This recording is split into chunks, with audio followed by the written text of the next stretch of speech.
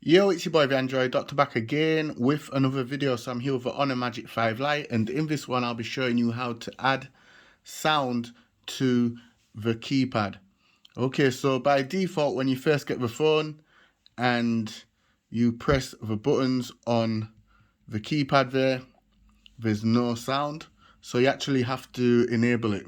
So to enable the sound on the keypad, just simply pull down the notifications, go into the settings, and then scroll down to sounds and vibration. Then scroll down to where it says more settings. And then here where it says keypad tones, go ahead and switch it to either default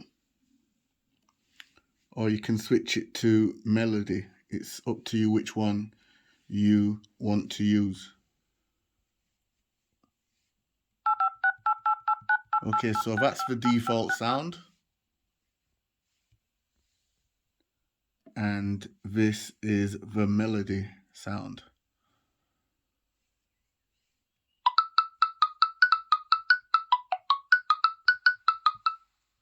So yeah guys, thought I'd share this quick video with you all. This is how to add a keypad tone to the Honor Magic 5 Lite.